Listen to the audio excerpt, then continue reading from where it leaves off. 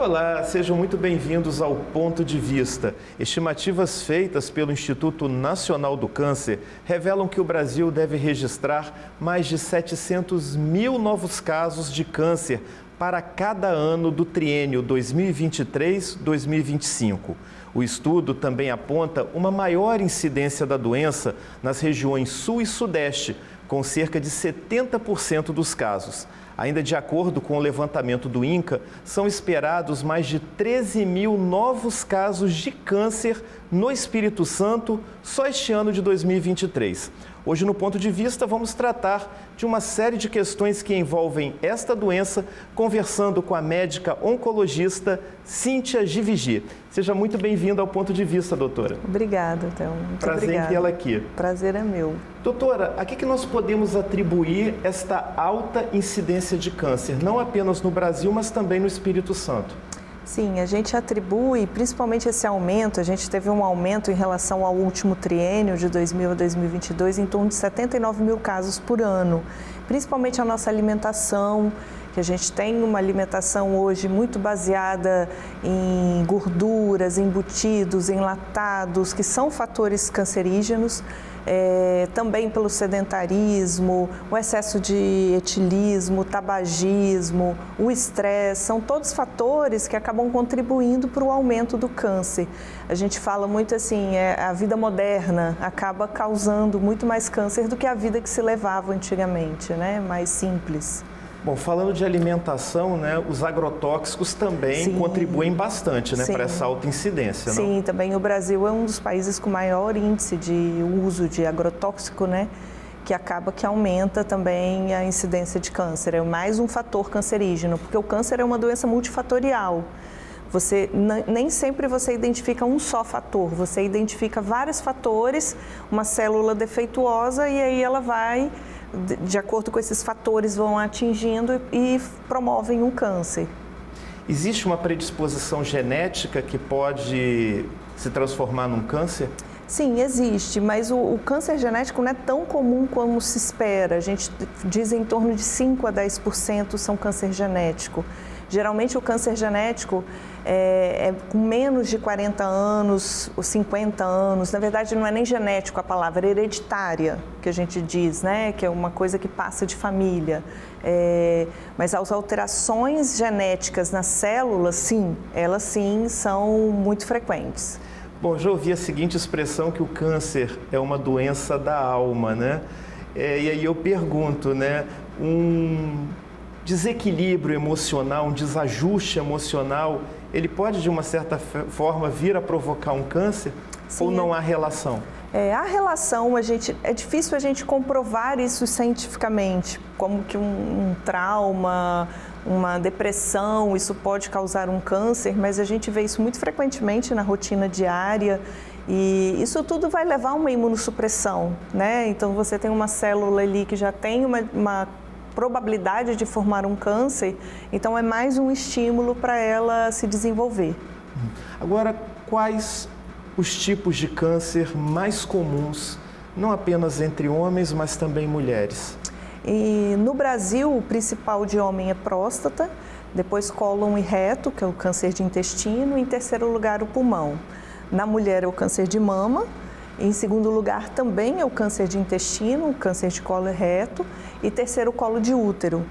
Então a gente vê, por exemplo, cólon reto é um câncer que tem aumentado muito e ele é muito relacionado com a nossa alimentação, é muito relacionado com excesso de gordura, falta de fibras na dieta.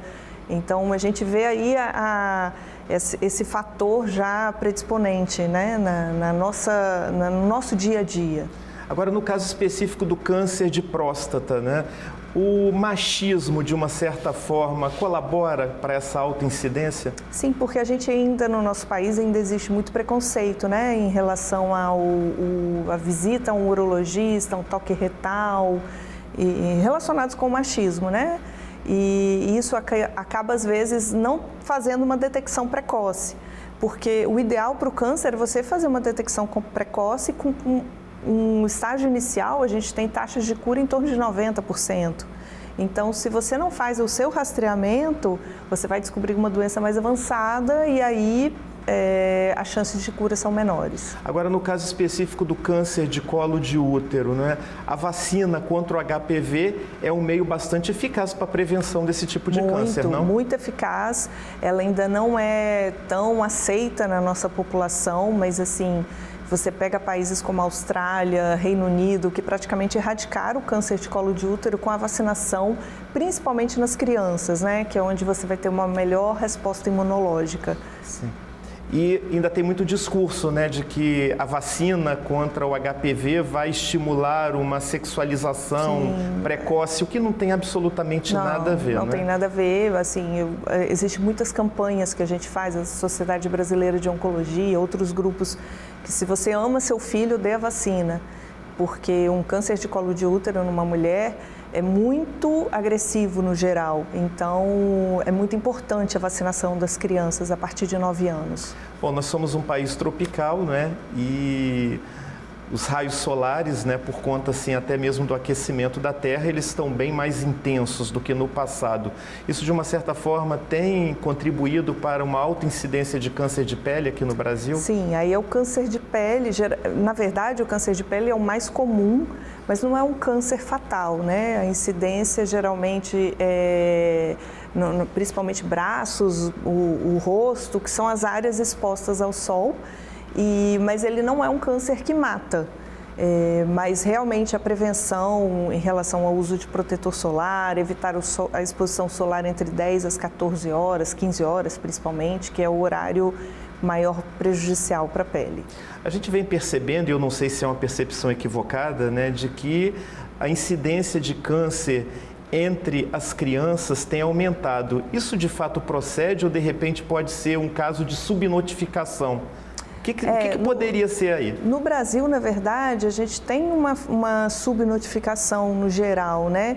Tanto que, assim, a região Sudeste e Sul são as regiões com maior incidência, que tem a maior população, mas também onde a gente tem uma maior notificação. Você pega regiões mais pobres do país, que a notificação ainda é muito baixa. Então, a subnotificação ainda é uma realidade no nosso país. Agora, existem tipos de câncer que são mais específicos para crianças do que para adultos? Sim, sim. O câncer de crianças são totalmente diferentes de adultos. Assim, não é próstata, não é mama, são tumores cerebrais, linfomas, leucemia, são outros tipos, tumores ósseos, outros tipos de tumores.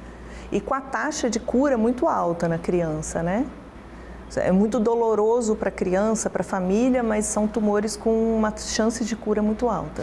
Bom, eu sei que existem vários tipos, né, de câncer e que os sintomas variam de um para cada um, não é? Sim. Agora, existiria, vamos dizer assim, sintomas que seriam comuns a todos os tipos de câncer, por exemplo? Sintomas geralmente comuns, quando você tem uma doença avançada, você pode ter sintomas comuns, como, por exemplo, perda de peso. Uma doença avançada, geralmente o paciente perde peso sem explicação, uma dor que persiste, uma fadiga, um cansaço. Mas, no geral, são sintomas mais específicos pela localização do tumor. Por exemplo, um câncer de mama, geralmente você sente um nódulo na mama, uma tumoração na mama. O câncer de pulmão, uma tosse, falta de ar, uma tosse que não para. Então, o câncer de próstata, uma alteração urinária. Mas os sintomas mais gerais seriam mais esses sintomas inespecíficos, como perda de peso, um cansaço que não passa. Então, a perda de peso sem uma explicação realmente é um alerta, é um sinal de alerta e é bom investigar, não é? O alerta para alguma doença crônica e o câncer é uma delas. Bom, a gente sabe que prevenção é tudo, não é? E que o câncer, embora seja uma doença, né, que tenha um grau, né, de periculosidade muito grande, né, mas quanto mais cedo for feito o diagnóstico, maior a chance de cura, né? E o que a gente vê é que existe uma incidência muito grande de câncer de mama e a gente percebe também uma certa recidiva. Isso é comum ou não? É comum, principalmente nas doenças que você já não consegue descobrir tão precocemente. Tá? Uma doença bem precoce, a gente tem taxas de cura acima de 90%, falando especificamente da mama, né? Mas umas doenças mais avançadas, quando já atinge a pele, linfonodos, que são ínguas, aí geralmente são doenças com uma taxa de recidivas maiores, né? Sempre lembrando que o tratamento, você faz a cirurgia, químio, rádio, o hormônio, no caso do câncer de mama, então você tem que fazer um tratamento completo para você diminuir as chances de cura, né? O acesso a esse tratamento. O que nós temos hoje de mais moderno em termos de tratamento de câncer? Eu acho que a maior novidade do tratamento de câncer é a imunoterapia, que são drogas que vão estimular o nosso sistema imunológico a combater o câncer. São drogas que muitas vezes vieram para algumas doenças como melanoma, que é um câncer de pele agressivo, que há 10 anos atrás todas as pessoas morriam e hoje em dia a gente cura a grande maior parte dos pacientes com esse novo tratamento e que tem se expandido. A gente usa já para câncer de pulmão, para câncer de rim, de bexiga, para outros tipos de câncer. Certo. Essas terapias, né, esses medicamentos, eles já estão, o acesso a eles já está universalizado ou ainda é restrito? Quer dizer, ele está disponível tanto na rede privada quanto no SUS ou há restrições ainda? Às vezes há algumas restrições por questões de custo, né? Mas assim, o acesso no nosso país existe. A partir do momento que você tem uma liberação pela Anvisa, a droga é comercializada no país e você tem acesso tanto pelo setor público quanto privado, mas às vezes por questão de custo ainda não é um acesso universal, digamos assim. Bom, falando agora de tratamento, né? Aliás, não apenas de tratamento, mas diagnóstico, né? E tratamento, né? Qual a avaliação pela sua experiência profissional, que atua tanto no privado quanto no público, né? Qual a sua impressão sobre a estrutura que é oferecida hoje, tanto na rede privada quanto no Sistema Único de Saúde? Eu trabalho nos dois serviços, eu acho que a principal, eu acho que é o acesso ao diagnóstico precoce. Porque na verdade o tratamento do câncer, depois que o câncer está instalado, é um tratamento muito caro, é custoso, tanto emocionalmente quanto fisicamente. Então, se a gente começar a diagnosticar mais precocemente, a gente vai curar essas pacientes lá atrás, né? Então, por exemplo, o acesso à mamografia, ao acesso a fazer uma colonoscopia, uma endoscopia, que você vai fazer o diagnóstico precoce e a gente vê que na rede pública nem sempre isso é possível, né? Nossa atenção primária, muitas vezes a gente vê uma dificuldade, precisa de investimentos maciços para reverter esse quadro. Né? Porque se você investir no diagnóstico precoce, na prevenção, que é a orientação quanto à alimentação, a não fumar, a diminuir o consumo de álcool, ao estresse, aí a gente vai diminuir lá na frente o número de câncer. Tratamento humanizado também é muito importante para aquela pessoa que já está, né, num processo aí de tratamento de câncer, né? É muito importante, né? Importantíssimo. O apoio psicológico, nutricional, todos os dentista, tudo que possa fazer melhorar a qualidade de vida do paciente durante o seu tratamento, isso é importantíssimo, né? E principalmente não só para o paciente, mas às vezes também para a família, esse apoio psicológico, porque eu sempre falo, quando uma pessoa está doente, não é só a pessoa que fica doente, a família inteira adoece. A família também precisa ter esse acolhimento. Todo mundo precisa, né? ter esse acolhimento, com certeza. Agora, essas campanhas, porque nós temos várias campanhas ao longo do ano chamando a atenção, né? Para o câncer de mama, o câncer de próstata e outros tipos de câncer também. A senhora acredita que essas campanhas, de uma certa forma, têm procurado mobilizar um pouco mais as pessoas para que elas fiquem mais atentas ou ainda precisaria ser mais intensificado isso?